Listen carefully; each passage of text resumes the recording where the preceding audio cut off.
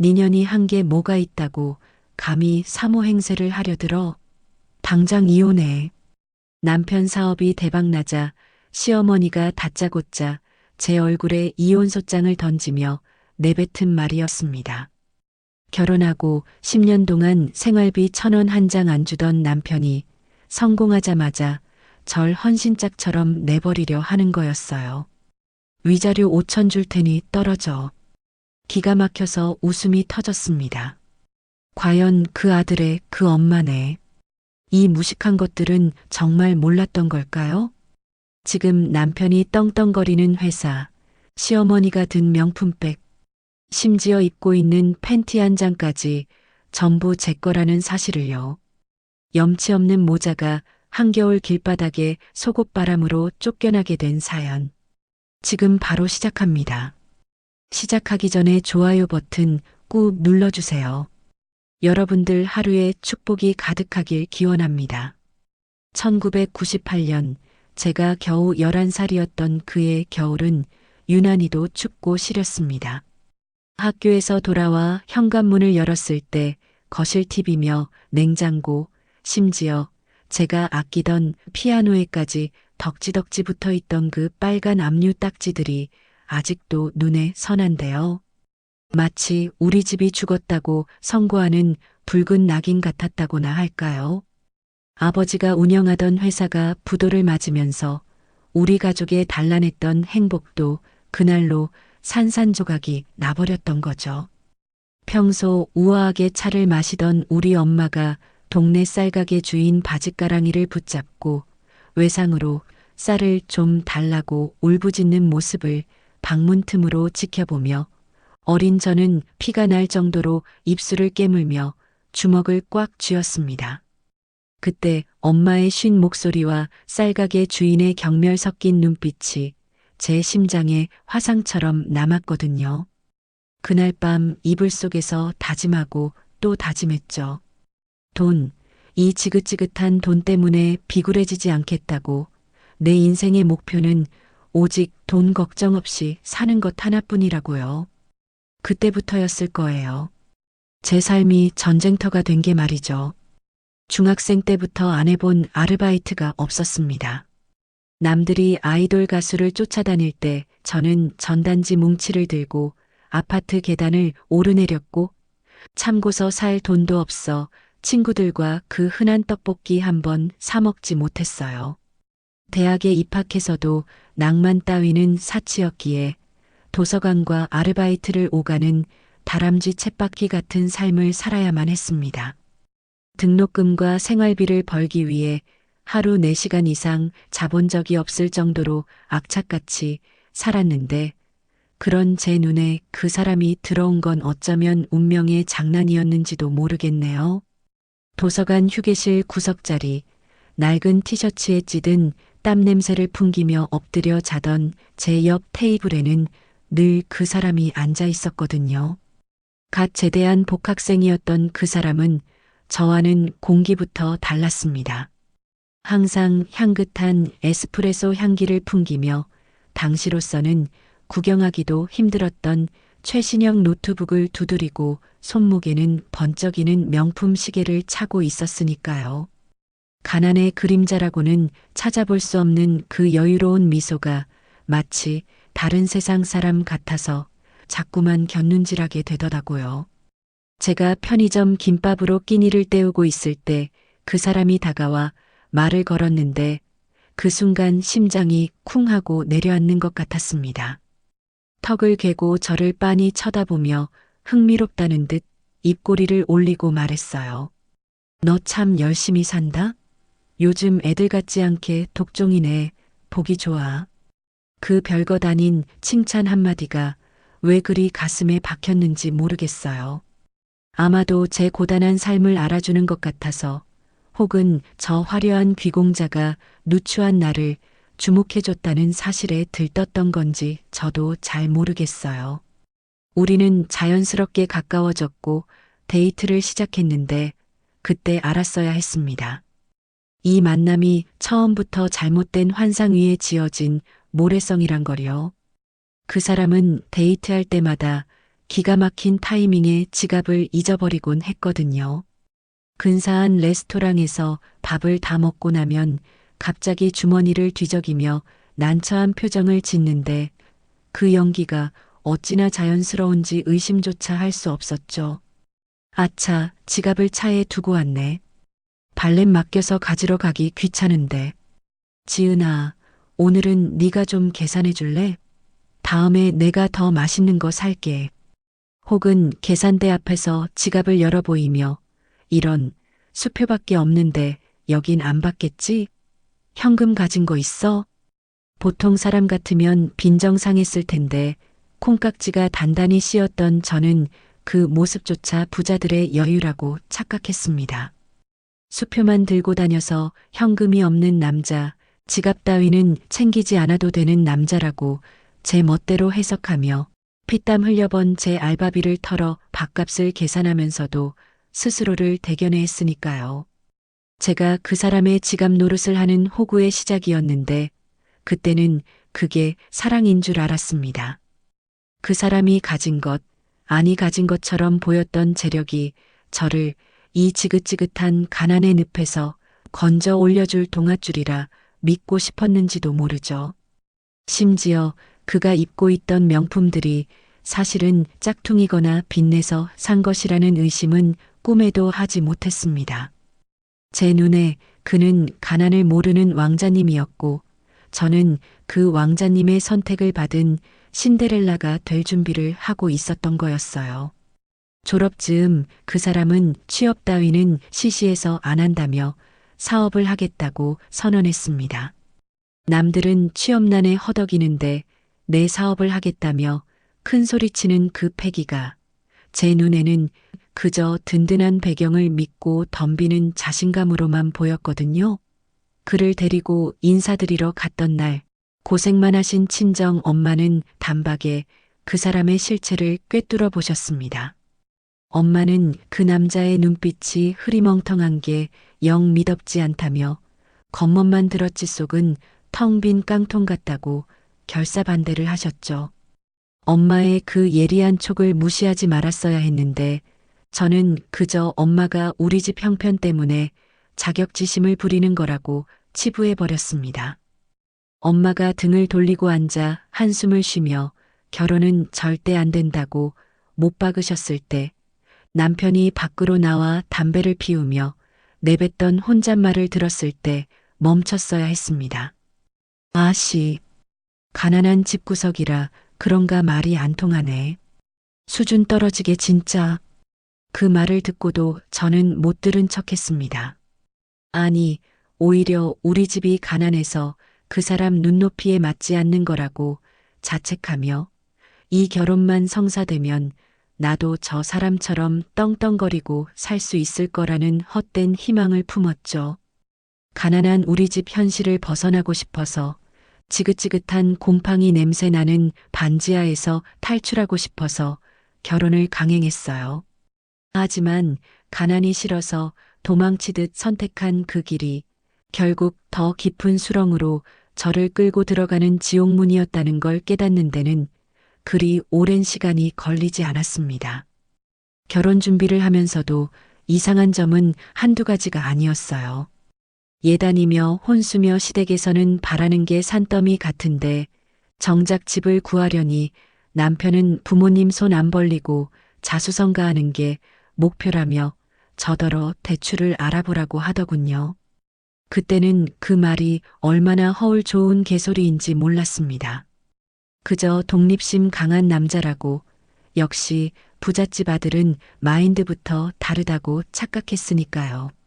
하지만 사실은 시댁도 빚만 잔뜩 있는 빚 좋은 개살구였고 남편은 모아둔 돈이 영원인 빈털터리였다는 걸 신혼여행 다녀온 직후 날아온 독촉장을 보고서야 알게 되었습니다. 그때 알았어야 했어요. 이 결혼이 처음부터 잘못된 출발이었다는 걸요. 남편의 통장을 정리하다가 마이너스 통장 잔고가 수천만 원인 걸 보고 기절할 뻔했습니다. 이게 뭐냐고 따져 물으니 남편은 오히려 큰 소리를 치더군요. 소파에 벌러덩 누워 TV 채널을 돌리며 말했죠. 아, 사업 구상하다 보면 그 정도 수업료는 드는 거야. 곧 한 방 터지면 다 갚고도 남으니까 잔소리 좀 그만해. 너 지금 나 무시하냐? 기가 막혀서 말이 안 나왔습니다. 사업 구상이라니요. 그동안 도서관에서 노트북 두들기며 하던 게 고작 주식 단타나 다단계 설명의 검색이었다는 걸 알았을 때의 그 배신감은 말로 다 표현할 수가 없네요. 하지만 이미 혼인 신고 도장까지 찍은 마당에 어쩔 방법이 없었어요.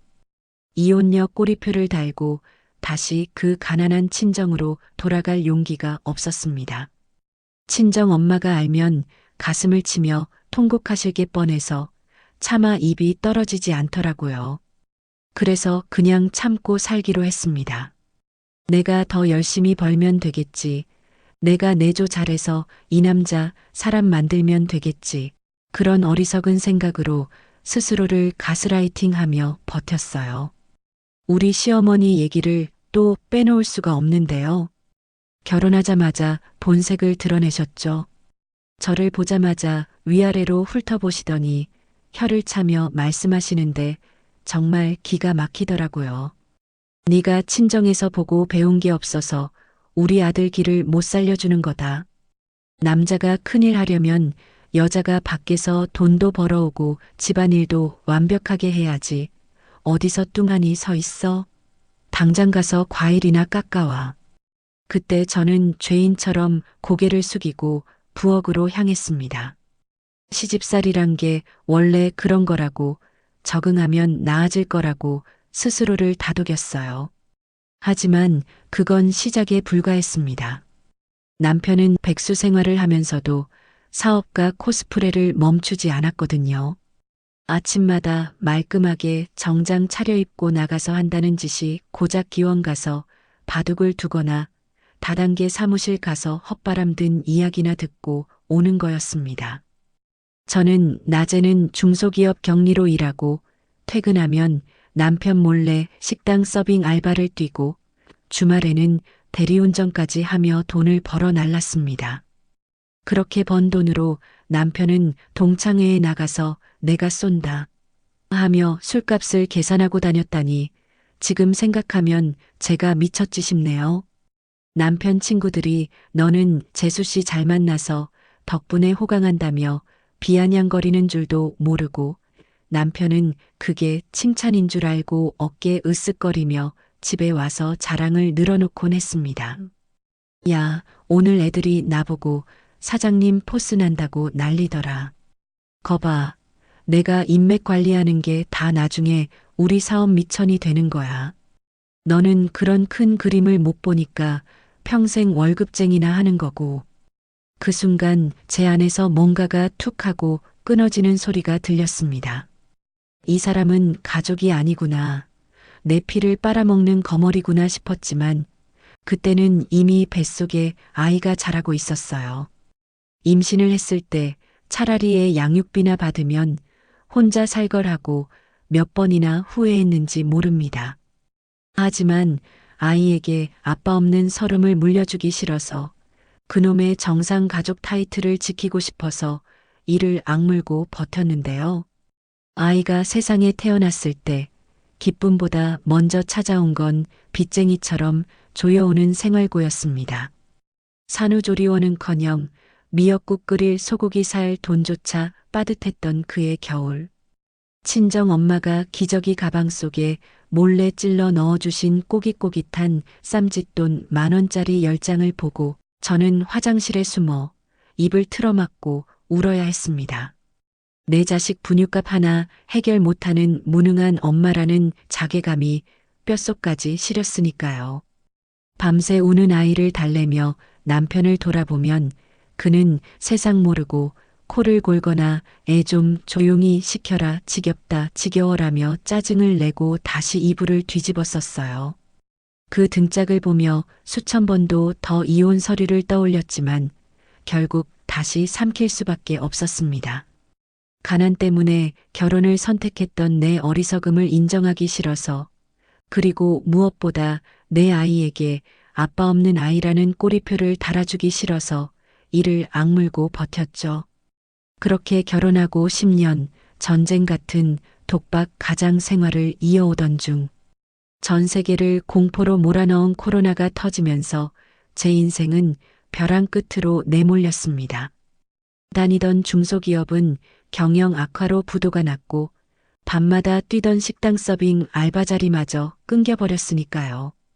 당장 다음 달 월세와 아이 학원비는커녕 쌀독까지 비어가는데 남편은 하루 종일 소파와 한 몸이 되어 뉴스만 보고 있었습니다. 속이 타들어가다 못해 제가 될 지경이었는데 갑자기 남편이 소파에서 벌떡 일어나 눈을 번뜩이며 제 어깨를 잡더군요. 야, 이거다 이거. 뉴스 봤어? 사람들이 밖을 안 나가잖아. 그럼 밥을 어떻게 먹겠냐? 다 배달시켜 먹거나 집에서 해 먹겠지? 지금이 기회야. 배달이랑 밀키트, 이게 답이라고. 그 인간이 눈을 번뜩이며 사업 이야기를 꺼냈을 때 솔직히 처음에는 미친 소리라고 생각해서 콧방귀를 뀌었습니다.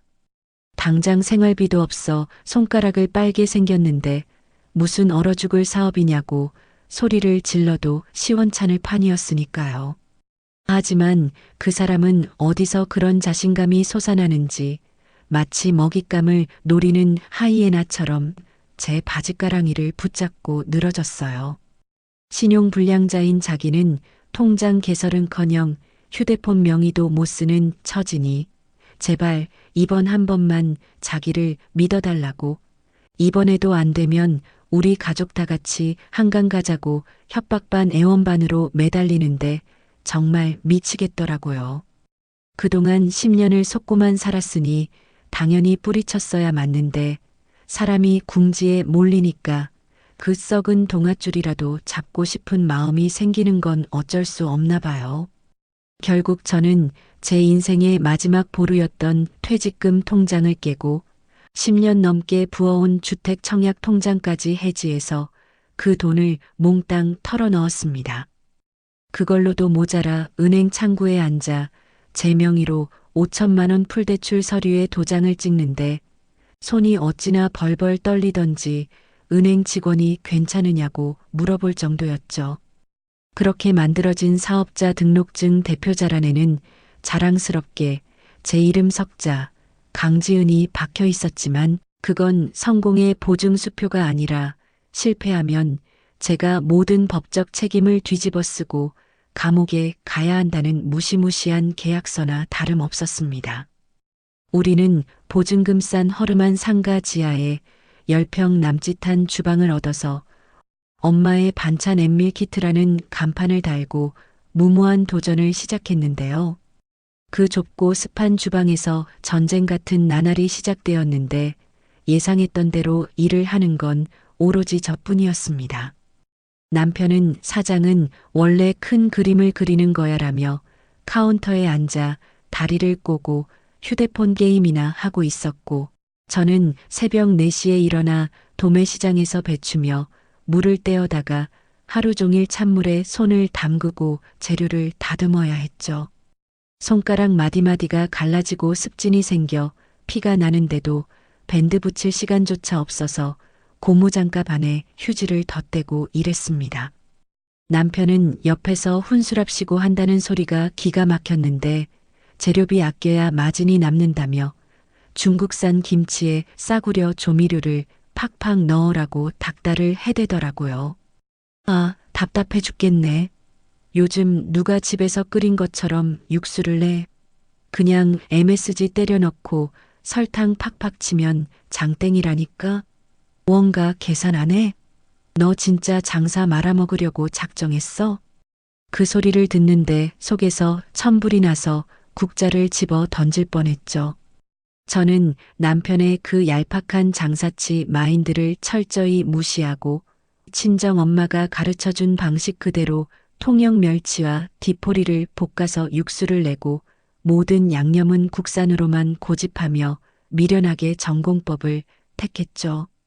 거기에 더해 새벽 배송을 나갈 때마다 제가 직접 쓴 손편지를 아이스박스 안에 동봉했습니다. 아이 키우느라 밥 챙겨 드시기 힘드시죠? 따뜻한 국 한 그릇 드시고 힘내세요. 같은 투박한 진심을 담은 쪽지였는데 그게 사람들의 마음을 움직일 줄은 꿈에도 몰랐어요. 지역 맘카페에 친정 엄마가 보내준 반찬 같아요. 손편지 보고 울었어요. 라는 후기가 하나둘 올라오더니 어느 순간 주문 알림으로 휴대폰이 터질 듯이 울려대기 시작하더군요. 띵동. 주문이 접수되었습니다. 그 소리가 처음에는 환청인가 싶었는데 하루에 10건이던 주문이 100건이 되고 500건이 되면서 눈코 뜰 새 없이 바빠지기 시작했습니다.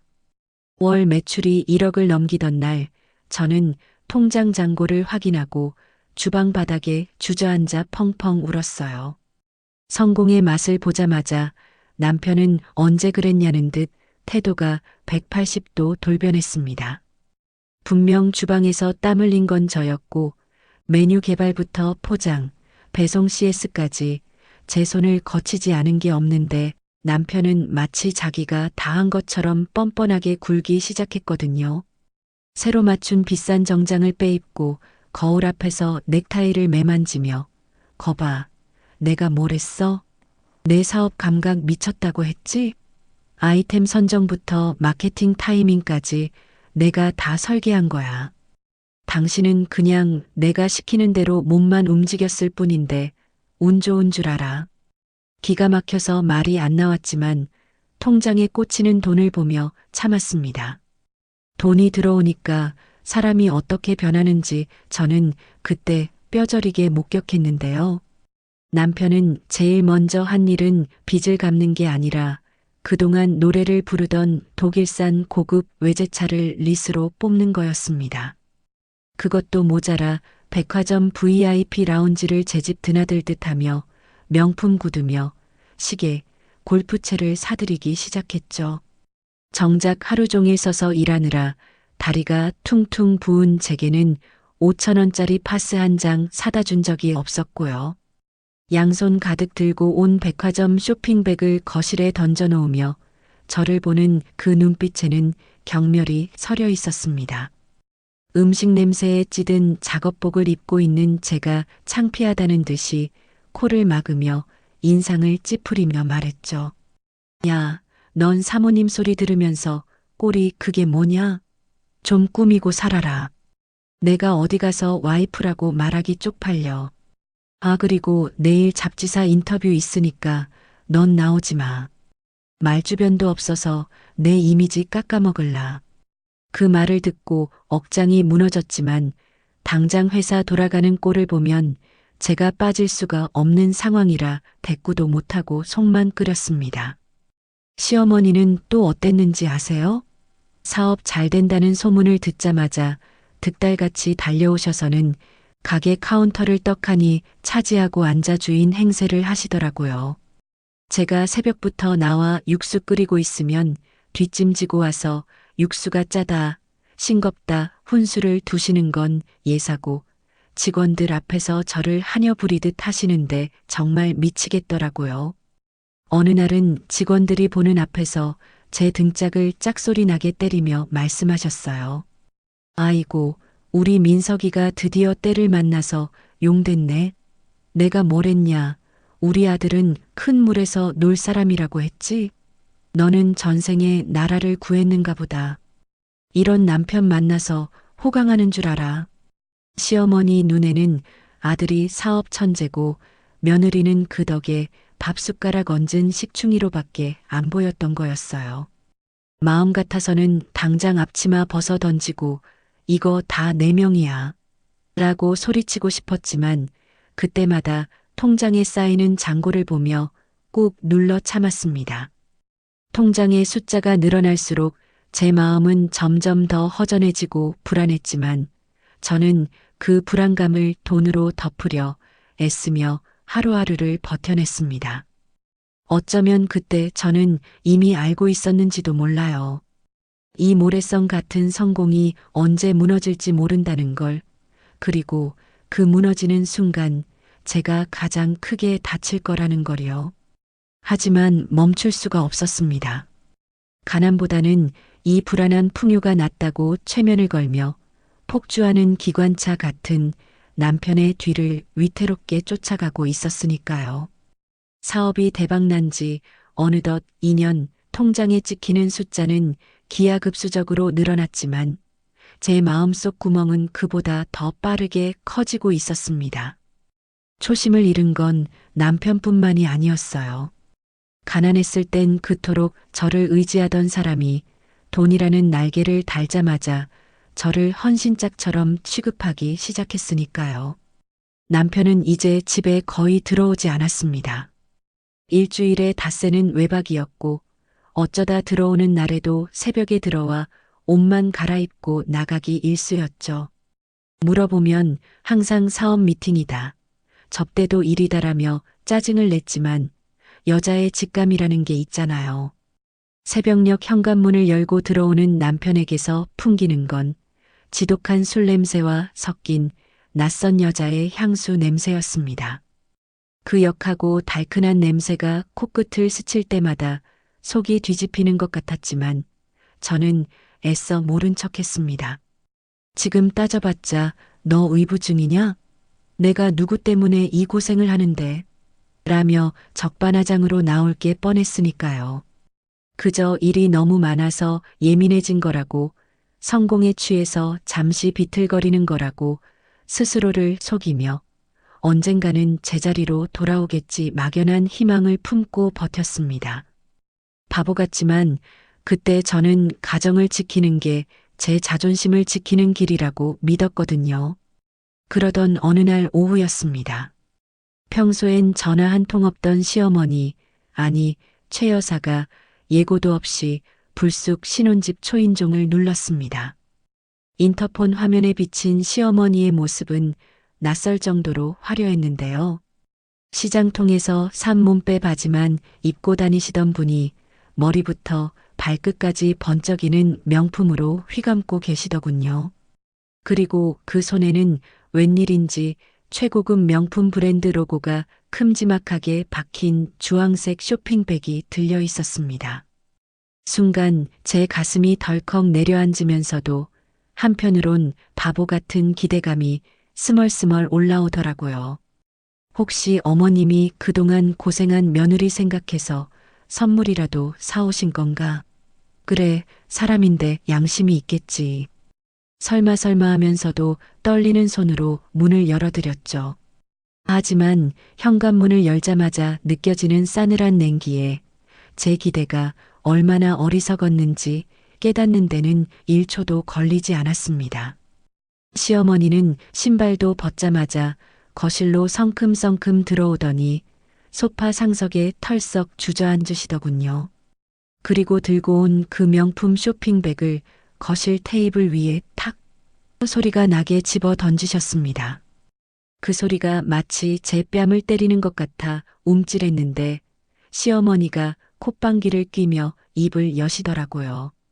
야, 너 언제까지 우리 아들 피 빨아먹고 살 거냐? 니년이 뭐한 게 있다고 사모행세야. 눈치라는 게 있으면 알아서 좀 기어나가야지. 거머리처럼 딱 붙어서 떨어질 생각을 안 해? 내가 오늘 결판을 내려왔다. 기가 막혀서 말문이 막혔습니다. 선물은커녕 독설부터 날아오다니요. 제가 멍하니 서 있자 시모는 답답하다는 듯 쇼핑백을 뒤집어 안에 있던 내용물을 와르르 쏟아부었습니다. 거기서 나온 건 반짝이는 가방이나 옷이 아니라 누런 서류 봉투 하나였어요. 봉투 겉면에 적힌 이혼 소장이라는 4글자가 제 눈을 찌르는 것 같았습니다. 손이 떨려서 봉투를 집을 수도 없었는데 턱짓으로 봉투를 가리키며 말씀하시더군요. 내일 법원에 제출할 거다. 우리 민석이가 이제 연매출 50억 기업 대표인데 너처럼 칙칙하고 급 떨어진 애가 옆에 있으면 회사가 우스워진다잖아. 격이 맞아야지, 격이. 너 때문에 내 아들 앞길 막히는 꼴 내가 더는 못 본다. 순간 귀를 의심했습니다. 연 매출 50억 그거 누가 만들었는데요? 새벽마다 시장 바닥 구르며 재료 사오고 밤새 포장하고 손편지 써가며 고객 감동시킨 게 누군데요?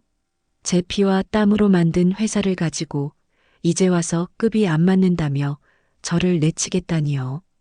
이건 토사구팽이라는 말로도 부족한 짐승만도 못한 처사였습니다. 남편은 어디 갔냐고 직접 와서 이야기하라고 소리치고 싶었지만 목소리가 나오지 않았어요. 남편은 뻔했습니다. 전화도 안 받고 잠적해서 자기 엄마 치마폭 뒤에 숨어서 조종하고 있는 게 분명했죠. 비겁한 놈, 끝까지 남자 구실 못하고 엄마 뒤에 숨는 마마보이 새끼. 분노가 치밀어 올라 눈물이 핑 돌았지만 시모 앞에서는 절대 울고 싶지 않아 입술을 꽉 깨물었습니다. 시모는 제 표정이 일그러지는 걸 즐기기라도 하듯 봉투에서 서류를 꺼내 위자료 항목을 손가락으로 짚어 보이더군요. 그러고는 선심 쓰듯 거만한 표정으로 말했어요. 잡아라. 위자료 5천만 원이다. 네가 처음에 대출받았던 돈 5천, 그거 갚아주는 셈 치는 거다. 됐지? 그 돈이면 네 주제에 감지덕지 아니냐? 어차피 땡전 한 푼 없이 시집와서 몸만 굴린 주제에 이 정도 챙겨주면 절이라도 해야지. 5천만 원이라뇨. 10년의 헌신, 독박 육아, 그리고 회사를 키우기 위해 갈아 넣은 제 청춘과 노동력은 계산에 아예 없었습니다. 심지어 제 퇴직금과 주택 청약 비용은 아예 계산도 안 되어 있었죠. 저는 그저 쓰다가 낡으면 버리는 소모품, 아니 고장난 부품 취급을 당하고 있었던 겁니다. 남편의 빚 갚느라 썼던 내 돈, 아이 키우느라 들어간 생활비, 내가 밤새 일해서 번 돈은 다 어디 가고 원금만 퉁치자고요? 기가 막히다 못해 헛웃음이 터져 나오더군요. 이 사람들은 애초에 저를 가족으로 생각한 적이 없었던 겁니다. 필요할 때만 써먹고 쓸모 없어지면 가차없이 내다버리는 도구였을 뿐이죠. 제가 아무 말도 안 하고 있자 시모는 제가 돈을 더 달라고 떼쓸까봐 선수 쳐서 협박까지 하더라고요. 눈을 부라리며 삿대질을 해대는데 너 허튼 수작 부릴 생각 마라. 만약 순순히 도장 안 찍고 버티면 네가 관리하는 법인 통장 횡령으로 고소해버릴 거니까. 내가 변호사한테 다 알아봤어. 대표 와이프가 법인 돈 맘대로 쓰면 횡령이라더라.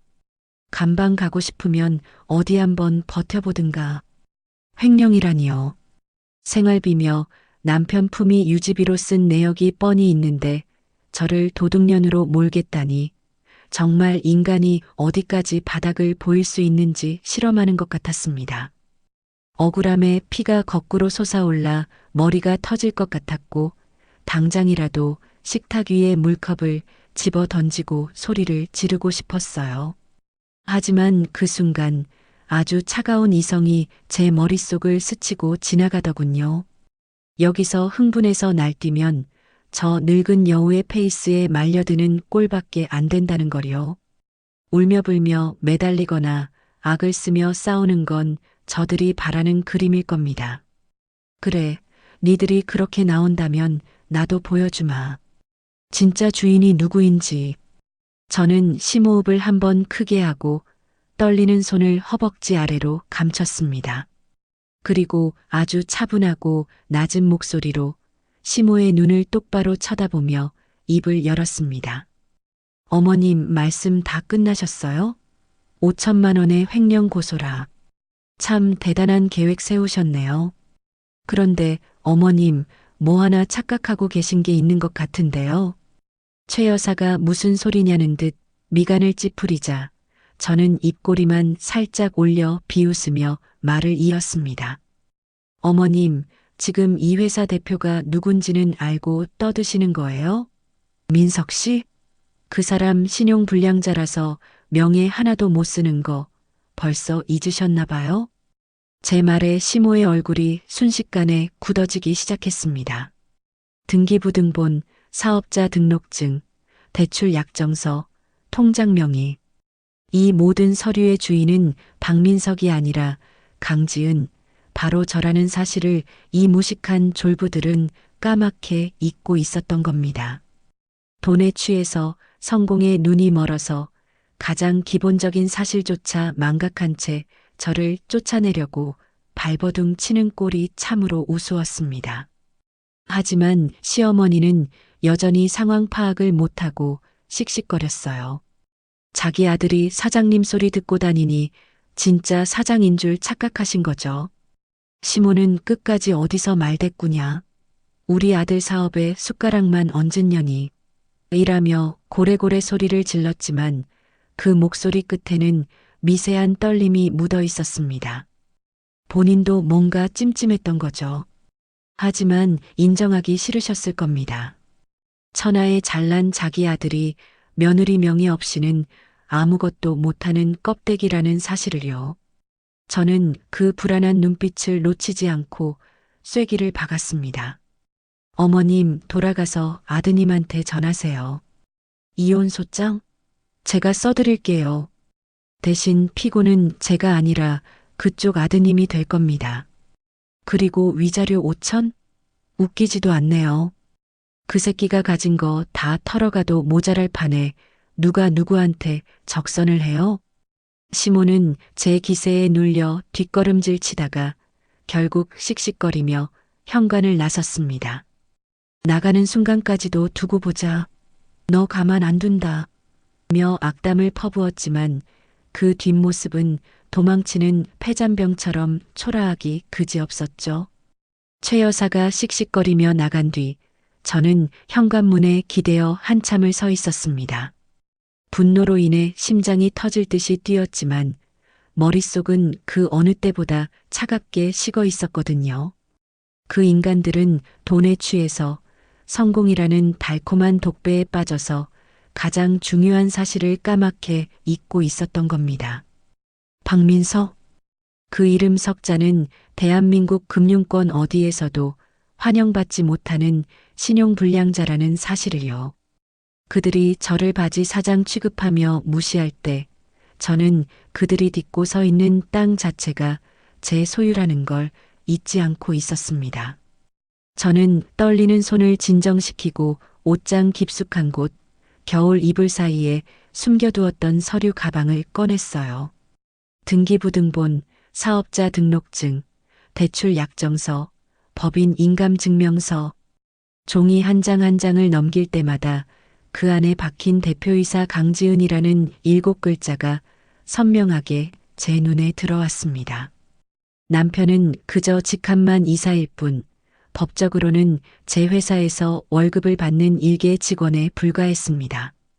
그 사실을 확인하자 입꼬리가 절로 올라가더군요. 이제 이 서류들이 제 방패이자 그들의 심장을 겨눌 날카로운 창이 될 차례였습니다. 다음 날 아침 저는 평소처럼 가게로 출근하는 대신 말끔한 정장을 차려입고 변호사 사무실을 찾았습니다. 새벽같이 일어나 머리를 단정하게 묶고 화장도 평소보다 진하게 했죠.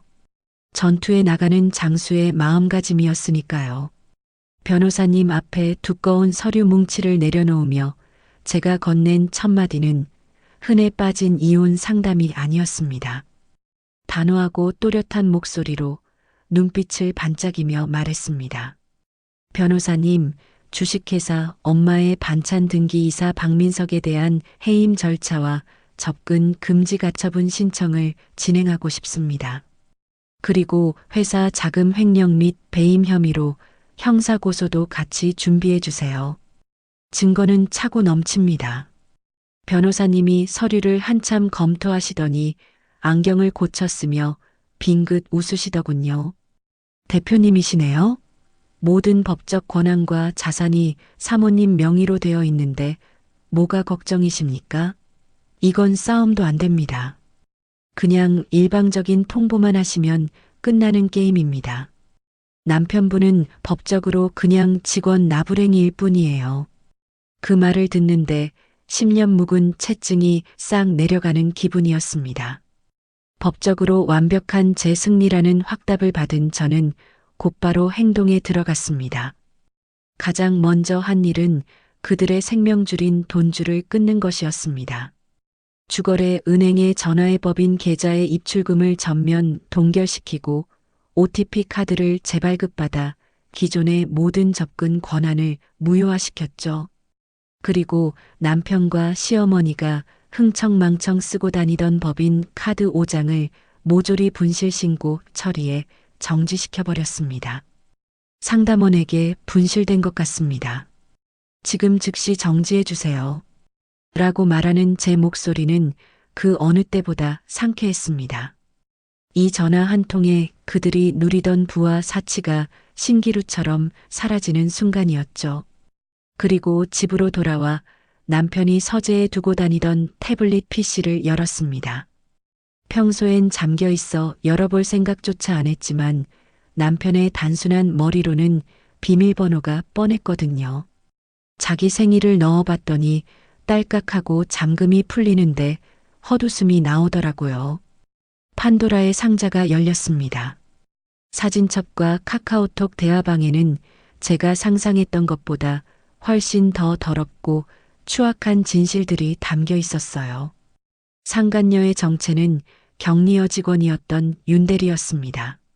싹싹하고 일 잘해서 제가 아끼던 직원이었는데 뒤로는 제 남편과 뒹굴고 있었다니 배신감에 치가 떨리더군요. 심지어 두 사람은 저를 조롱하고 모욕하는 대화를 밥 먹듯이 나누고 있었어요.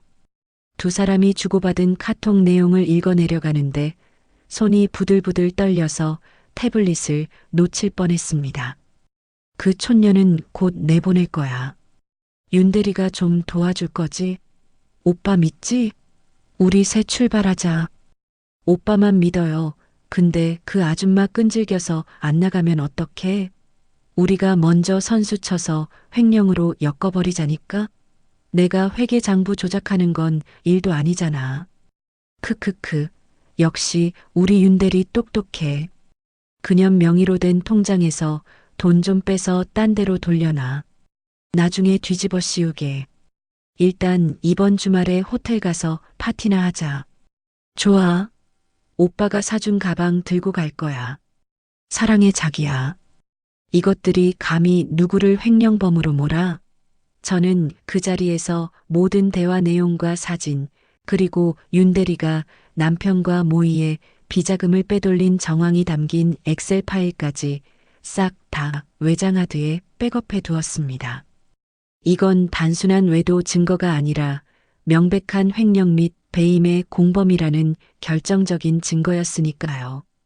이제 저는 이혼 소송의 억울한 피고가 아니라 당당한 원고가 되어 유책 배우자, 이혼 및 위자료 청구 소송, 그리고 상간녀 위자료 청구 소송을 동시에 제기할 준비를 마쳤습니다. 변호사님께 이 증거들을 보내니 이 정도면 남편분은 빈털터리가 되는 건 물론이고 콩밥 좀 드셔야겠는데요? 라며 혀를 내두르셨죠. 그리고 그날 저녁 드디어 쇼타임이 시작되었습니다. 카드 승인 거절 문자가 빗발치기 시작했거든요. 위치 추적 어플을 켜보니 남편은 강남의 5성급 호텔에 있었습니다. 윤대리와 희희낙낙하며 체크인을 하려던 참이었겠죠. 저는 상상만 해도 고소해서 웃음이 났습니다. 호텔 로비, 화려한 샹들리에 조명 아래서 멋지게 법인 카드를 내밀었을 남편. 하지만 직원이 손님, 이 카드는 도난 분실 신고된 카드입니다. 결제가 불가능합니다. 라고 말했을 때 그 표정이 어땠을까요? 아마 얼굴이 홍당무처럼 빨개져서 그럴 리가 없다.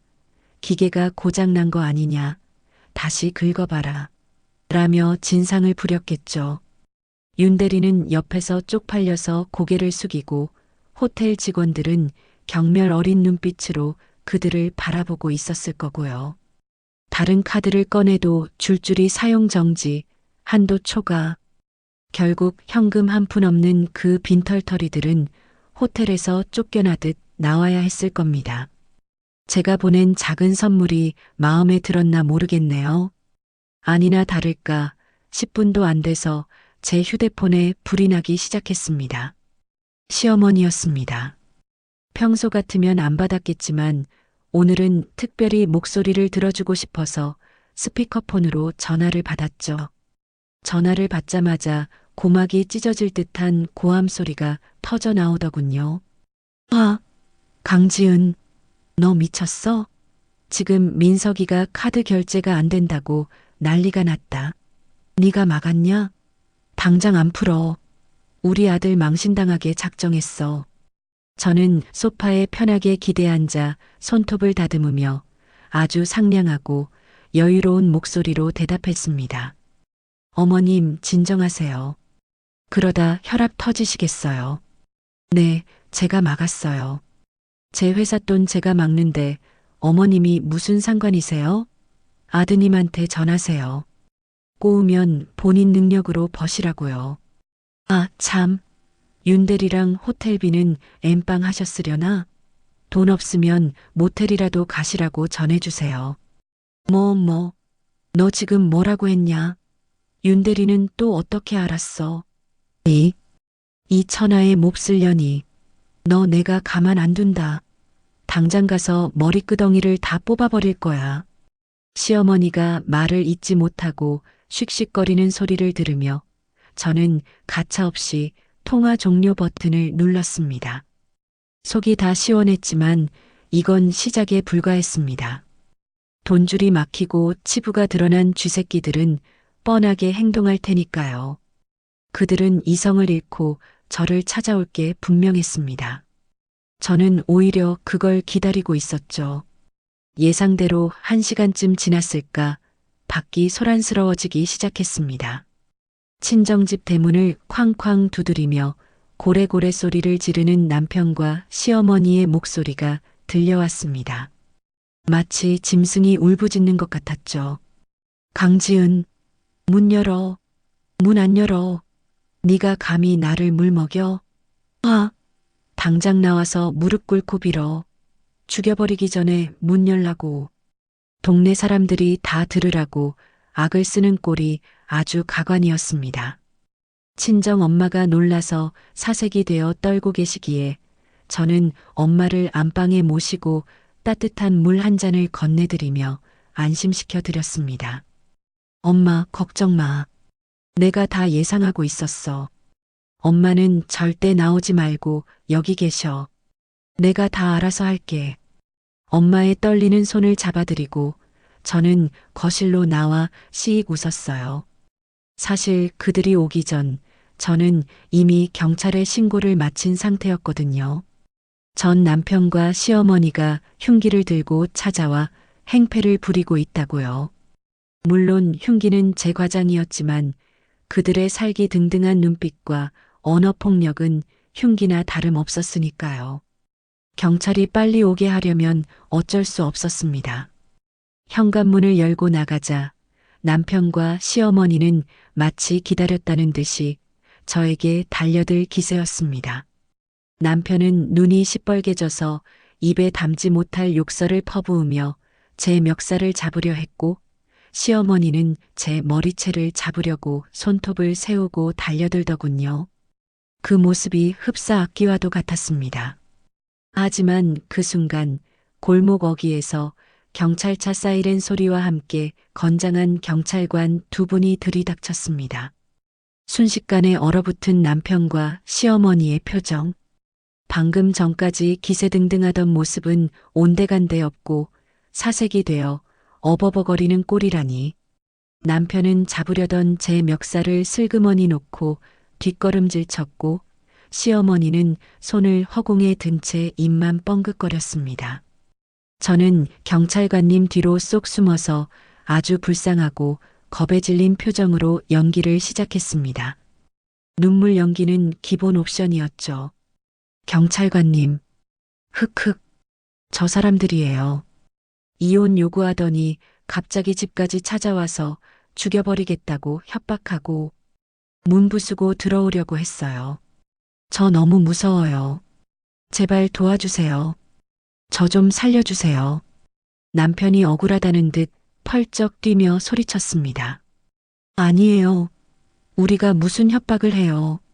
이 여자가 우리 돈줄 다 막아놓고 사기를 쳐서 따지러 온 거라고요. 여보세요, 경찰관님. 저 여자가 내 법인 카드 정지시켜서 내가 개망신을 당했다니까요. 하지만 경찰관님은 남편의 말을 끊고 단호하게 아주 엄격한 목소리로 말씀하셨습니다. 선생님, 그건 민사소송 가서 따지시고요. 지금 주거침입 및 협박, 그리고 소란 행위로 신고 들어왔습니다. 여기서 더 난동 부리시면 현행범으로 체포할 수 있습니다. 신분증 제시하세요. 체포라는 말에 시어머니는 다리가 풀렸는지 그 자리에 주저앉아 대성통곡을 시작하셨습니다. 아이고, 내 팔자야. 내가 며느리 잘못 들여서 경찰서까지 가게 생겼네. 동네 사람들, 저 독한 년 좀 보세요. 시어미를 경찰에 신고하는 페류나예요. 하지만 이미 동네 사람들은 평소 행실 바른 저와 난동꾼인 그들을 비교하며 혀를 차고 있었죠. 남편은 쥐구멍이라도 찾고 싶은 듯 고개를 푹 숙이고 아무 말도 못하더군요. 그 모습을 내려다보며 저는 속으로 쾌재를 불렀습니다. 꼴 좋다. 이게 바로 너희들이 무시하던 강지은의 진짜 힘이다. 돈 없고 백 없다고 무시했지? 내 뒤에는 대한민국 법이 있다. 경찰관들에 의해 양쪽 팔이 붙들린 채 현관 밖으로 끌려나가던 남편과 시어머니가 억울하다는 듯이 고래고래 소리를 질러댔지만 저는 그 꼴을 보며 차갑게 식은 눈으로 그들을 멈춰 세웠습니다. 그냥 보내주기에는 그들이 제게 안겨준 모욕과 상처가 너무나 깊었고 무엇보다 제 피 같은 돈으로 치장한 저 껍데기들을 그대로 입혀서 보낼 만큼 자비로운 사람이 아니었거든요. 저는 경찰관님께 잠시만 기다려달라고 정중히 양해를 구한 뒤 팔짱을 끼고 천천히 남편 앞으로 걸어갔습니다. 남편은 제가 다가오자 혹시 마음이 약해져서 용서해 주려는 건가 싶은지 금세 비굴한 눈빛으로 저를 올려다보더라고요. 하지만 제 입에서 나온 말은 그가 기대했던 자비가 아니라 뼛속까지 발라먹겠다는 사형 선고나 다름없었죠. 남편의 번쩍이는 이탈리아산 맞춤 정장깃을 손가락으로 툭툭 털며 아주 나직하고 또렷하게 말했습니다. 잠깐 그냥 가시면 섭섭하지. 지금 당신 몸뚱어리에 걸치고 있는 그 최고급 슈트, 손목에 차고 있는 시계, 그리고 신고 있는 수제 구두까지. 그거 다 누구 돈으로 산 거지? 전부 내 법인 카드랑 회사 명의로 산 비품들이잖아. 남편이 당황해서 뒷걸음질 치며 넥타이를 움켜쥐더군요. 이건 내 옷이야. 내가 입고 있는데 무슨 소리야. 치사하게 옷까지 뺏으려고 그래. 저는 미리 준비해 둔 법인 카드 사용 내역서와 자산 목록 리스트를 그의 눈앞에 흔들어 보였습니다. 종이를 그의 가슴팍에 툭 치며 말했죠. 여기 날짜랑 금액 보이지? 업무 추진비 명목으로 당신이 긁은 거잖아. 회사에서 해고된 직원이 회사 비품을 마음대로 가져가면 그게 뭔지 알아? 횡령이야, 횡령. 지금 경찰관님들 계실 때 현행범으로 체포되고 싶어서 환장했으면 그냥 입고 가든가. 나는 상관없어. 절도죄까지 추가되면 형량이 더 늘어날 테니까. 남편의 얼굴이 흑빛으로 변하더니 분하다는 듯 입술을 파르르 떨었습니다. 하지만 감방에 가는 건 죽기보다 싫었는지 결국 떨리는 손으로 재킷 단추를 풀기 시작하더군요.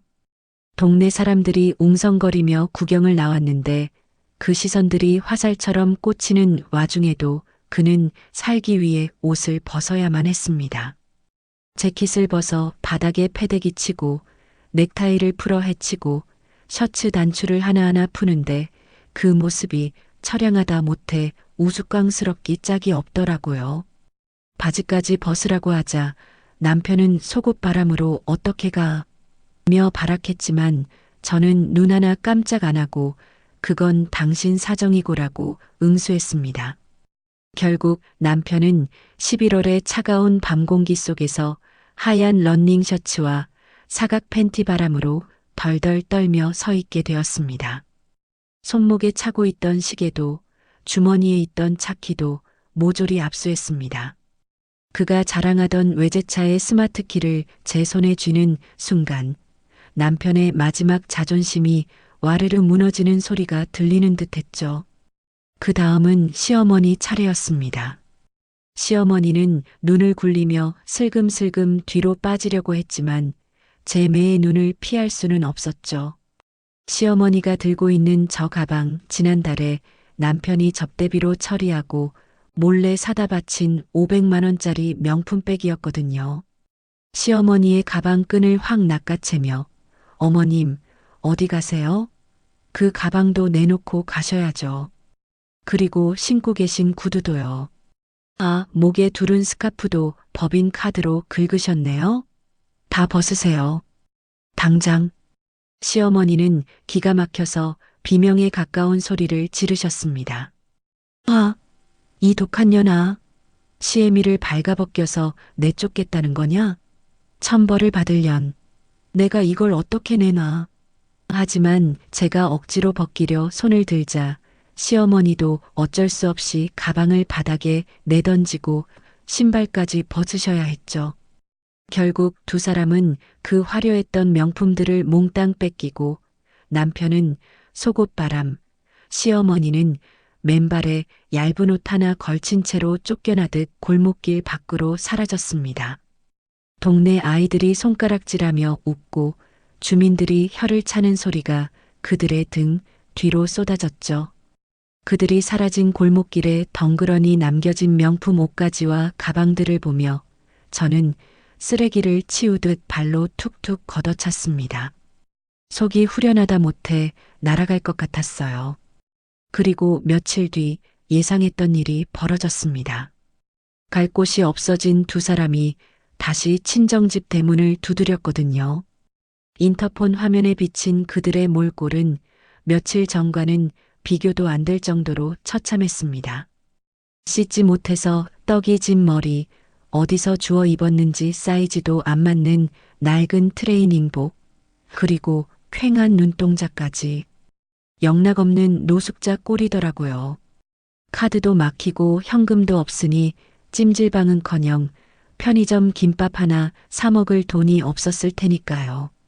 제가 문을 열어주자마자 두 사람은 썩은 동아줄이라도 잡는 심정으로 제 바짓가랑이를 붙잡고 바닥에 엎드렸습니다. 지은아, 내가 잘못했다. 제발 한 번만 봐줘. 내가 귀신에 씌었었나 봐. 우리 10년 산정이 있잖아. 시어머니도 체면이고 뭐고 다 집어치우고 제 손을 잡으려고 안간힘을 쓰시더군요. 아가, 내 며느라, 내가 노망이 났었다. 너처럼 착한 애를 몰라보고. 제발 문 좀 열어다오.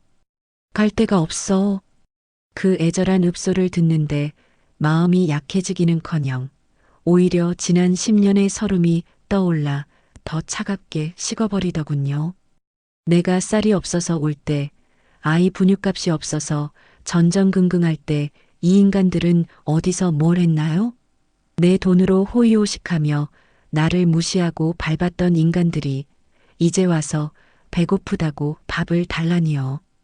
저는 발을 빼내며 그들을 내려다보고 비릿하게 웃어주었습니다. 아주 경멸스러운 눈빛으로 아이고 이를 어쩌나. 우리 집에는 사람 먹을 밥밖에 없어서요. 짐승 줄 밥은 없거든요. 그리고 10년 산정, 그건 당신들이 내 등에 칼 꽂을 때 이미 끝났어요. 과연 그 애미의 그 아들이네. 둘 다 맨몸으로 쫓겨나니까 이제야 주제 파악이 되나 봐요. 또 경찰 부르기 전에 꺼지세요. 저는 그들의 울부짖음을 뒤로하고 대문을 쾅 닫아버렸습니다. 그게 그들과의 마지막 사적인 대면이었습니다. 이어진 법정 싸움은 그야말로 일방적인 학살이나 다름없었어요. 재판 당일 남편은 국선 변호인을 대동하고 나와서 말도 안 되는 주장을 펼쳤습니다. 비록 명의는 아내 것이지만 회사의 성장은 나의 경영 능력 덕분이었다. 그러니 재산의 50%를 분할해 달라는 헛소리를 짓거리더군요. 하지만 저는 준비해간 증거들을 판사님 앞에 산더미처럼 쌓아 올렸습니다. 제가 받은 대출 기록, 제가 직접 작성한 레시피 노트, 제가 고객들에게 쓴 손편지 사본, 그리고 남편이 회사 돈으로 유흥을 즐긴 카드 내역서와 상간녀와의 카톡 내용까지 모든 증거는 단 하나의 진실을 가리키고 있었죠. 이 회사의 시작과 끝, 그리고 영혼까지 모두 강지은의 것이라는 사실을요. 판결문을 읽어내려가는 판사님의 목소리가 법정 안에 엄숙하게 울려 퍼졌습니다. 피고 박민석의 기여도는 인정할 수 없다. 실질적 경영주 및 자본주는 원고 강지은임이 명백하다. 또한 피고는 배우자를 기만하고 부정행위를 저지른 유책 배우자로서 재산분할 청구는 기각하며 오히려 원고에게 위자료 5천만 원을 지급하라. 땅, 땅, 땅. 판사봉 소리가 울리는 순간 남편은 다리에 힘이 풀려 피고석에 주저앉았습니다. 빈털터리의 빚쟁이로 전락하는 순간이었으니까요. 그리고 그 소식을 전해 들은 시어머니는 충격을 이기지 못하고 쓰러지셨습니다. 응급실에 실려가셨다는 연락이 제게 왔지만 저는 눈 하나 깜짝하지 않았습니다. 병원 원무과에서 전화가 와서 보호자분, 병원비 결제가 필요합니다라고 했을 때 저는 아주 차분하게 대답했습니다. 저 그 사람 보호자 아닙니다. 이혼해서 남남이거든요. 아들한테 전화하세요. 아, 아들도 돈이 없어서 못 받을 텐데 어쩌나? 그럼 그냥 길바닥에 내놓으시든가요. 들리는 소문에 의하면 시어머니는 병원비 낼 돈이 없어서 제대로 된 퇴원 수속도 밟지 못하고 쫓겨나다시피 하셨다고 하더군요. 평생 아들 자랑만 하던 분이 그 잘난 아들 때문에 노년에 병원비 한 푼 없는 신세가 되어 비참하게 버려진 겁니다. 그들의 몰락은 그렇게 완벽하고 철저했습니다. 저는 법원을 나오며 하늘을 올려다보았습니다. 유난히 파란 하늘이 저를 축복해 주는 것 같았어요. 이제 제 인생에서 그 지독했던 가난과 무능력한 기생충들을 완전히 도려냈다는 해방감이 온몸을 감쌌습니다. 하지만 복수는 아직 끝나지 않았습니다. 그들이 바닥을 기며 후회하는 모습을 조금 더 즐길 자격이 제게는 있으니까요. 이 완벽한 승리를 자축하며 저는 제 차에 시동을 걸었습니다. 이제 진짜 제 인생을 찾으러 갈 시간이니까요. 이혼 도장에 잉크가 마르기도 전에 저는 회사를 전문 경영인 체제로 돌리는 과감한 결단을 내렸습니다. 더 이상 돈을 버는 기계로 누군가의 껍데기로 살고 싶지 않았고 무엇보다 지난 10년 동안 아빠의 빈자리를 채워주지 못한 제 아이 민준이와 온전한 시간을 보내고 싶었거든요. 매일 새벽 시장에 나가느라 잠든 얼굴만 봤던 아이에게 따뜻한 아침밥을 지어주고 학교 다녀오면 간식을 챙겨주는 평범한 일상이 제게는 꿈만 같은 사치였으니까요. 우리는 보안 좋은 아파트로 이사했고 그곳에서 비로소 전쟁 같았던 삶을 내려놓고 안락한 숨을 쉴 수 있게 되었습니다. 하지만 평화는 그리 오래가지 않았습니다. 바닥까지 추락한 악마들이 마지막 발악을 시작했거든요. 박민석? 그 이름만 떠올려도 치가 떨리는 전 남편은 이혼 후 예상대로 시궁창 인생을 전전하고 있었습니다. 빈털터리가 된 주제에 노동을 해서 돈을 벌 생각은 안 하고 한 방에 인생 역전하겠다며 도박판을 기웃거렸다는 소식이 들려오더군요. 가진 돈도 없으면서 사채업자들에게 돈을 빌려 도박을 했고 결국 빚더미에 앉아 쫓기는 신세가 되었다는 이야기를 건너 들었을 때 저는 혀를 차며 생각했습니다. 역시 사람은 고쳐 쓰는 게 아니구나. 저 인간은 끝까지 쓰레기구나.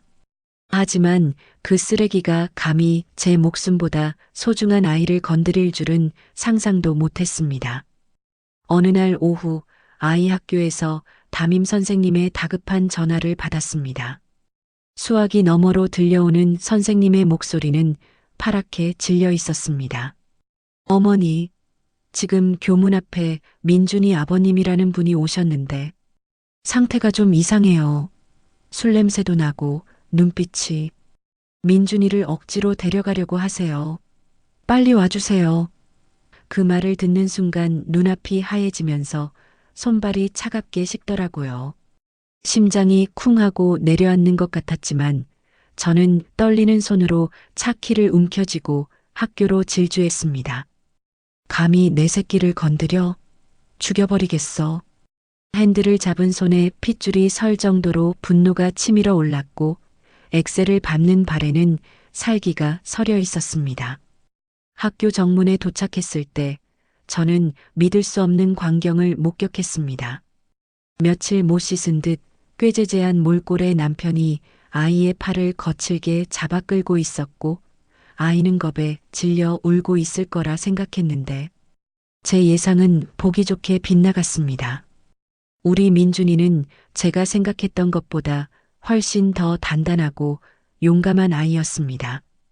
학교 친구들과 학부모들이 지켜보는 가운데 민준이는 아빠의 손을 뿌리치며 카랑카랑한 목소리로 소리치고 있었죠.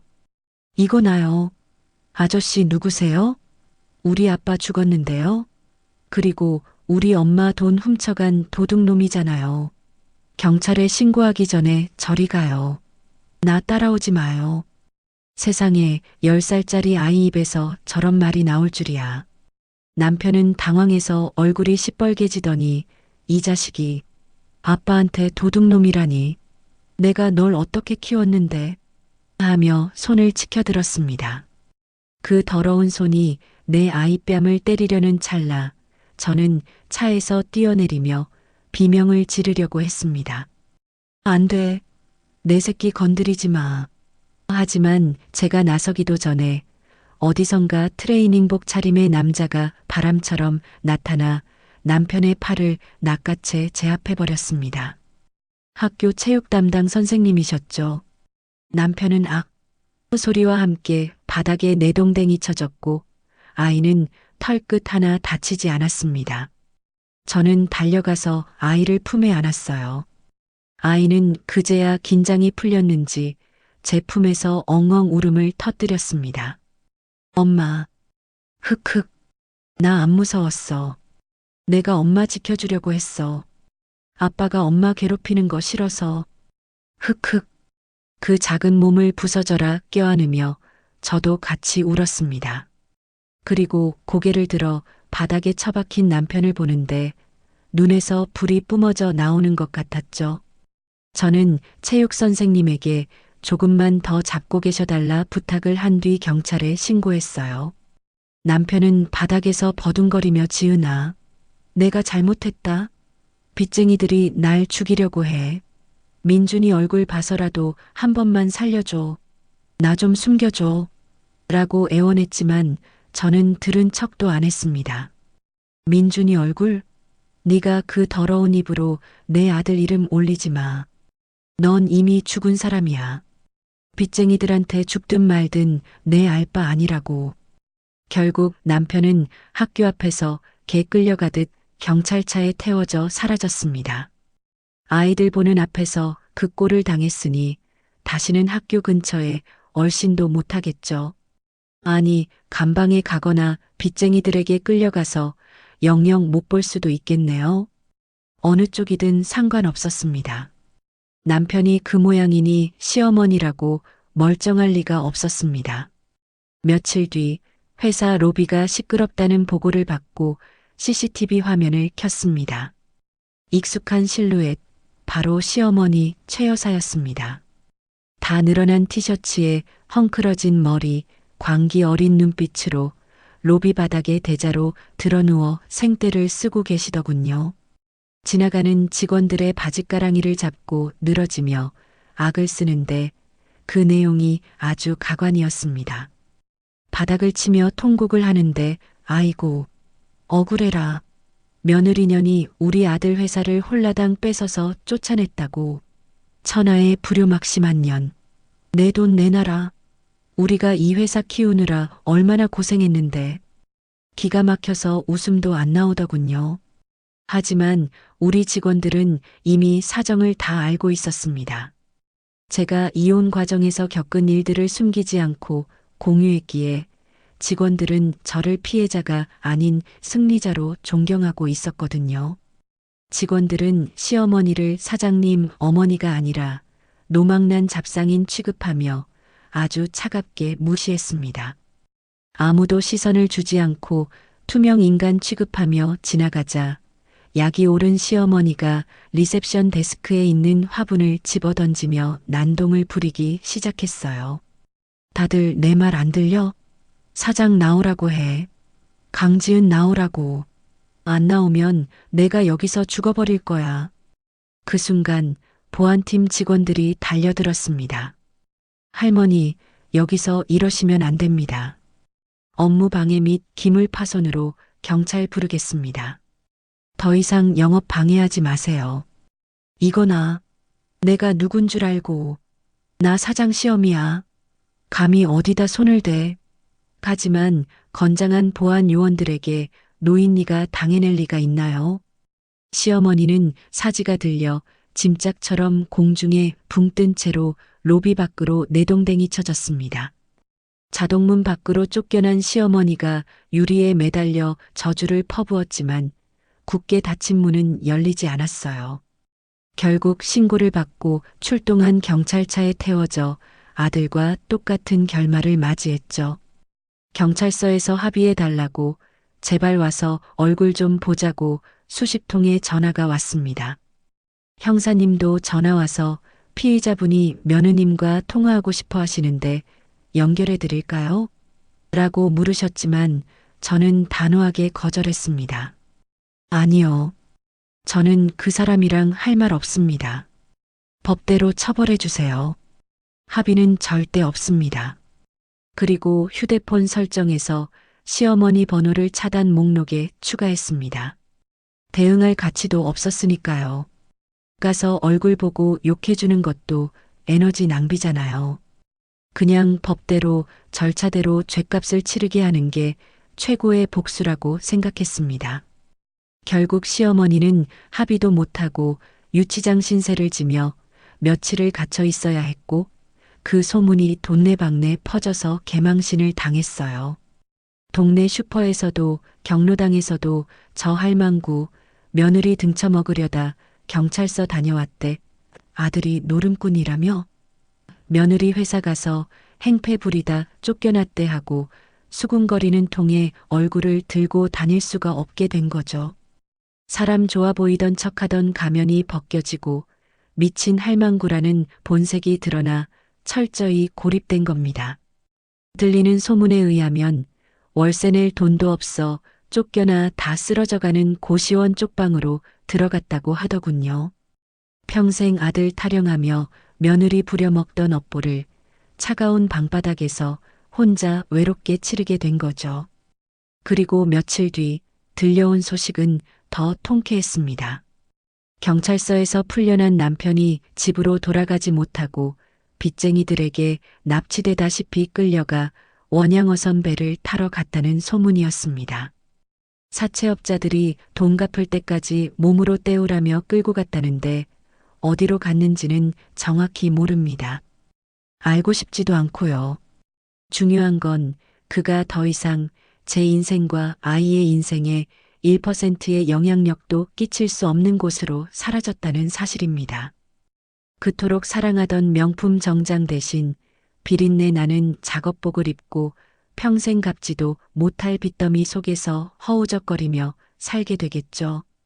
그게 그가 선택한 인생의 결말이었습니다. 저는 이제 마지막 정리를 하기 위해 가정법원으로 향했습니다. 아이의 성을 변경하기 위해서였죠. 박민준이 아닌 강민준. 제 성을 따서 아이의 이름을 다시 지어주는 일은 단순히 글자 하나를 바꾸는 게 아니었습니다. 아이의 인생에서 그 더러운 핏줄의 흔적을 지우고 오로지 제 사랑과 책임감으로 키우겠다는 선언이자 약속이었죠.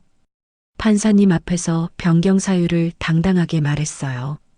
존경하는 판사님, 아이의 친부는 도박과 외도, 가정폭력으로 양육 자격을 상실했습니다.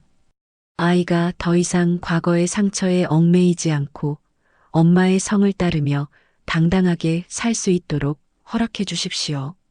저는 제 아이를 혼자 힘으로 훌륭하게 키울 경제적 능력과 의지가 충분합니다. 법원은 제 손을 들어주었고 며칠 뒤 받아본 새주민등록 초본에는 세대주 강지은, 자녀 강민준이라는 글자가 나란히 적혀 있었습니다. 그 서류를 받아든 날, 저는 민준이를 데리고 가장 비싼 스테이크 하우스에 갔습니다. 민준아, 이제 진짜 우리 둘뿐이야. 엄마가 아빠 목까지 2배로 사랑해줄게. 아이는 오물오물 고기를 씹으며 해맑게 웃었습니다. 응, 나는 엄마만 있으면 돼. 엄마 성이 더 예뻐. 강민준, 나 이제 강민준이다. 그 천사 같은 미소를 보며 다짐했습니다. 정말 다시는 돈 때문에 혹은 외로움 때문에 껍데기 같은 것에 속아 내 인생을 낭비하지 않겠다고. 악마들은 지옥으로 갔고 우리는 천국을 향해 첫 발을 내디뎠습니다. 이제 두려울 것은 아무것도 없었습니다. 제 인생의 봄날은 바로 지금부터 시작이니까요. 그로부터 3년이라는 시간이 흘렀습니다. 지옥 같았던 법정 싸움이 끝나고 저는 뒤도 돌아보지 않고 오로지 앞만 보고 달렸는데요. 제 이름을 걸고 시작했던 엄마의 반찬 브랜드는 전국에 체인점을 낼 정도로 성장했고 마침내 국내 굴지의 대기업 식품사업부로부터 인수 제안을 받기에 이르렀습니다. 인수합병 계약서에 도장을 찍던 날 회의실 창밖으로 보이던 서울 시내의 풍경은 유난히도 맑고 투명했습니다. 떨리는 손으로 대표이사 강지은이라는 서명을 마치자 제 통장에는 평생 써도 다 못 쓸 만큼의 천문학적인 액수가 입금되었습니다. 딩동하는 입금 알림음이 울렸을 때 저는 1998년 겨울 빨간 딱지가 붙었던 그날의 기억이 주마등처럼 스쳐 지나가며 코끝이 찡해지더라고요. 가난이 무서워서 벌벌 떨던 11살의 꼬마 강지은에게 이제는 괜찮다고, 너는 이제 안전하다고, 다시는 돈 때문에 비굴하게 울지 않아도 된다고 말해줄 수 있게 된 겁니다. 저는 회장님과 악수를 하며 속으로 다짐했습니다. 이제는 돈을 쫓으며 사는 사람이 아니라 돈을 부리는 주인으로 살겠다고요. 가장 먼저 한 일은 10년 동안 고생한 저 자신에게 주는 선물을 사는 것이었습니다. 반지하와 옥탑방을 전전하며 곰팡이 냄새에 시달렸던 저를 위해 한강이 파노라마처럼 펼쳐지는 최고급 아파트 펜트하우스를 매입했습니다.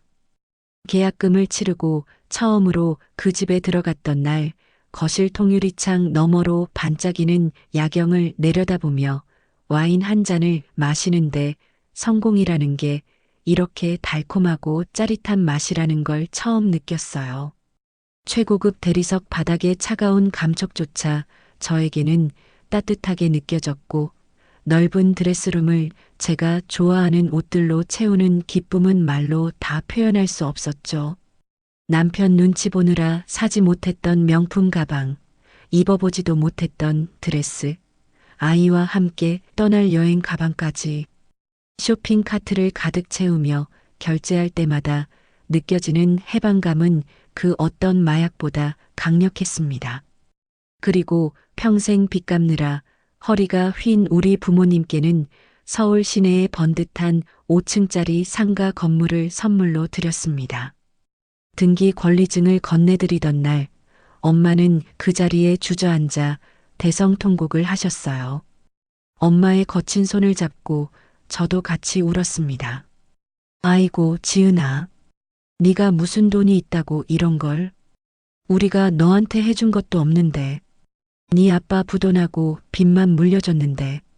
엄마, 이제 주인 눈치 보지 말고 엄마가 건물주 해. 나 이제 그럴 능력 돼. 아빠도 이제 경비일 그만두시고 엄마랑 여행이나 다니세요. 내가 다 보내드릴게. 아버지는 말없이 제 어깨를 두드리며 눈물을 훔치셨고 그날 우리는 비로소 지독했던 가난의 굴레에서 완전히 벗어날 수 있었습니다.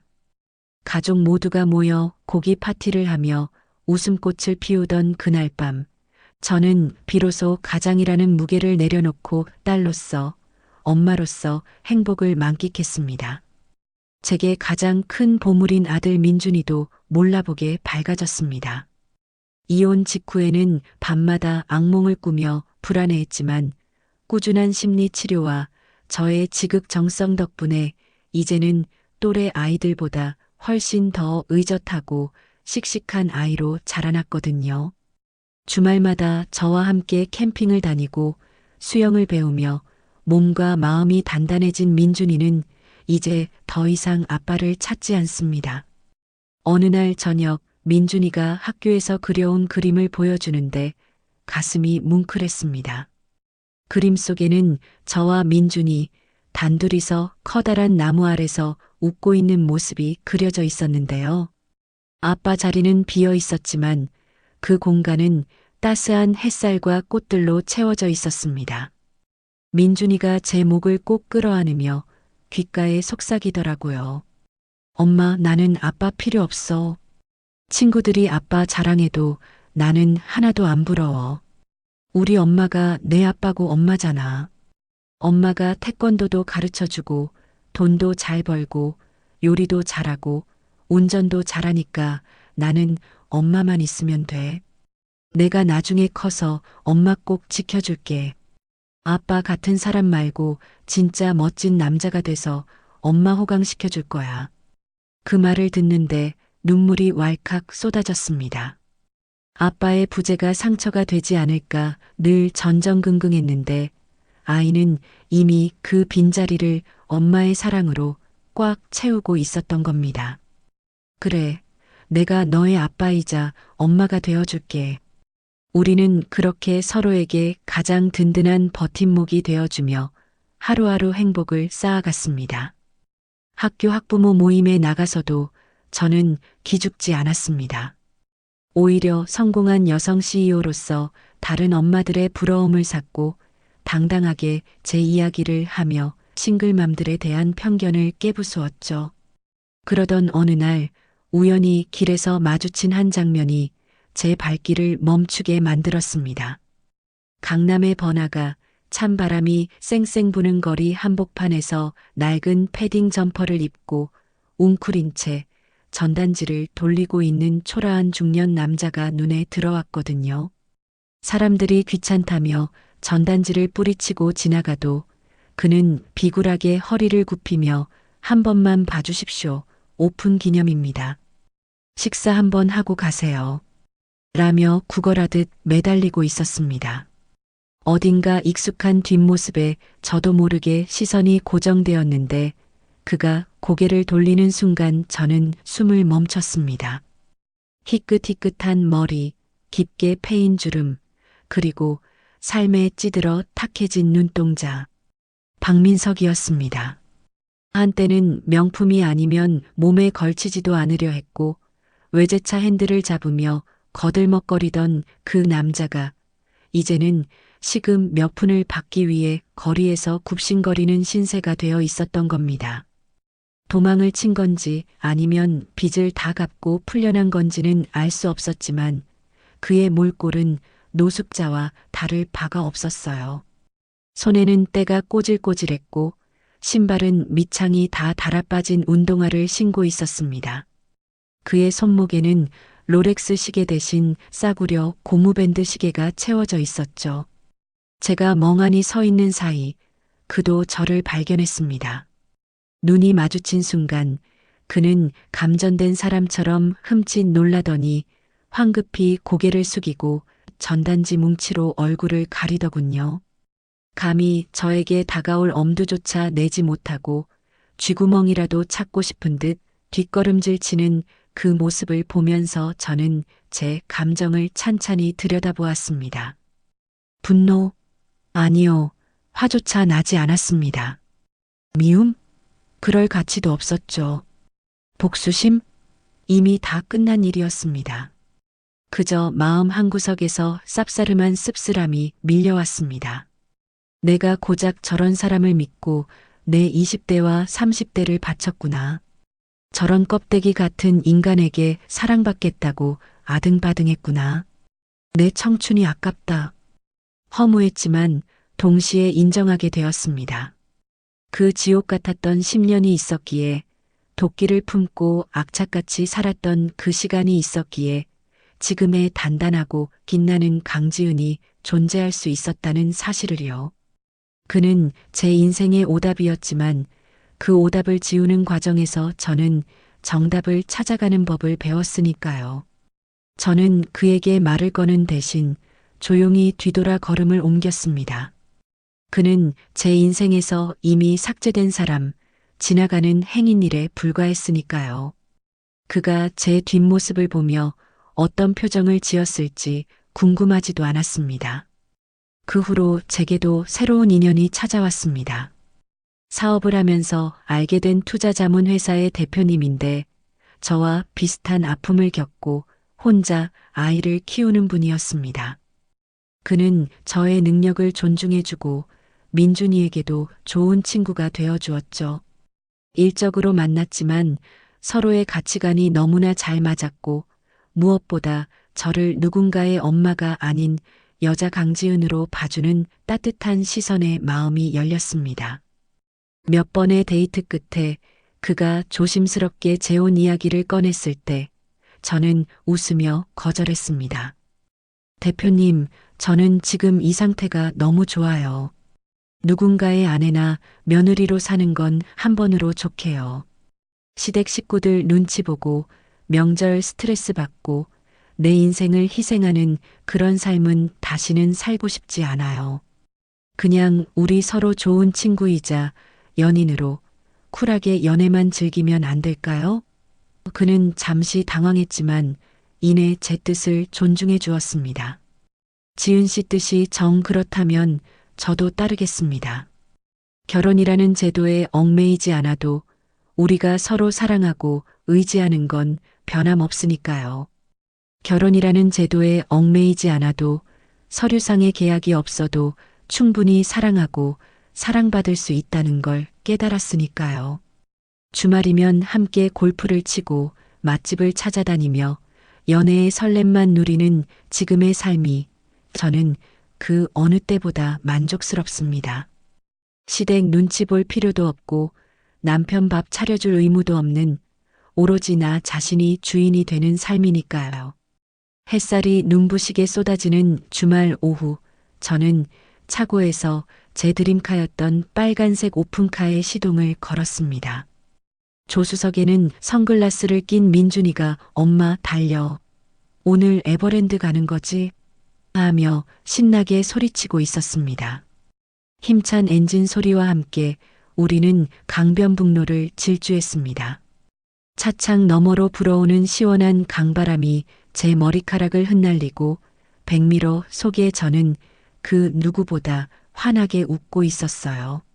라디오에서 흘러나오는 신나는 음악에 맞춰 민준이가 노래를 부르고 저도 덩달아 흥얼거리며 엑셀을 밟았습니다. 과거에 쭈그려 앉아 울던 강지은은 이제 없습니다. 빨간 딱지가 무서워 껍데기를 잡았던 어리석은 나여, 안녕. 가난이 두려워 사랑을 구걸했던 비겁했던 나여, 영원히 안녕. 이제 나는 누구의 아내도 누구의 며느리도 아닌 스스로 빛나는 강지은으로 살아갈 것입니다. 핸들을 꽉 쥔 제 손등 위로 따스한 햇살이 내려앉았습니다. 그 햇살은 마치 제 앞날을 축복해주는 찬란한 스포트라이트 같았습니다. 제 인생의 봄날은 바로 지금 이 순간부터 영원히 계속될 것입니다. 민준아, 꽉 잡아. 엄마 더 밟는다. 와, 엄마 최고. 우리의 웃음소리가 바람을 타고 저 멀리 퍼져나갔습니다. 이게 바로 제가 꿈꾸던 진짜 행복이었습니다. 지금까지 제 얘기 들어주셔서 감사합니다. 안녕. 네, 오늘 들려드린 사연은 여기까지입니다. IMF 퀴즈로 자라나 가난이라는 트라우마에 쫓기듯 결혼을 선택했던 한 여자가 10년의 인고 끝에 자신을 옥죄던 껍데기를 깨부수고 스스로 빛나는 보석이 되기까지. 사연자님의 이야기를 전해드리면서 저 또한 가슴 한구석이 뜨거워지는 걸 느꼈습니다. 여러분은 어떠셨나요? 아마 많은 분들이 지은님의 분노에 함께 치일 듯이고 그녀의 절박함에 같이 눈물을 흘리시고 마침내 이루어낸 통쾌한 복수에 박수를 보내셨을 거라 생각합니다. 사실 우리네 인생이라는 게 그렇습니다. 때로는 잘못된 선택을 하기도 하고 그 대가로 혹독한 겨울을 견뎌내야 할 때도 있죠. 지은님에게 그 10년은 지우고 싶은 오답처럼 느껴질 수도 있었을 겁니다. 하지만 그녀는 그 오답을 단순히 지워버리는 것에 그치지 않고 그 위에 빨간 펜으로 힘주어 나라는 정답을 다시 써내려갔습니다. 가난이 두려워 누군가에게 의지하려 했던 과거의 자신과 과감히 작별하고 스스로의 힘으로 부와 행복, 그리고 아이의 미래까지 쟁취해낸 그녀의 모습은 우리에게 단순한 복수극 이상의 묵직한 울림을 줍니다. 가난이 무서워 껍데기를 잡았던 어리석은 나여. 안녕? 마지막에 지은님이 외쳤던 이 한마디가 귓가에 오래도록 맴돕니다. 지금 혹시 어딘가에서 나를 잃어버린 채 누군가의 그림자로 혹은 껍데기뿐인 관계 속에서 힘들어하고 계신 분이 있다면 오늘 지은님의 이야기가 작은 용기가 되었으면 좋겠습니다. 진정한 봄날은 남이 가져다 주는 것이 아니라 내가 내 인생의 핸들을 잡고 엑셀을 밟을 때 비로소 시작된다는 것을요. 이제 지은님은 더 이상 누군가의 아내, 누군가의 며느리가 아닙니다. 한간이 내려다 보이는 집에서 사랑하는 아들 민준이와 함께 빨간 오픈카를 타고 달리는 당당한 강지은 그 자체니까요. 앞으로 펼쳐질 그녀의 찬란한 인생 이막을 진심으로 응원합니다. 그리고 긴 시간 동안 지은님의 희로애락을 함께 해주신 청취자 여러분, 여러분의 따뜻한 관심이 지은님에게는 또 다른 봄 햇살이 될 겁니다. 강지은님께 응원의 댓글을 남겨주세요. 큰 위로가 돼줄 거예요. 오늘도 끝까지 함께 해주셔서 감사합니다.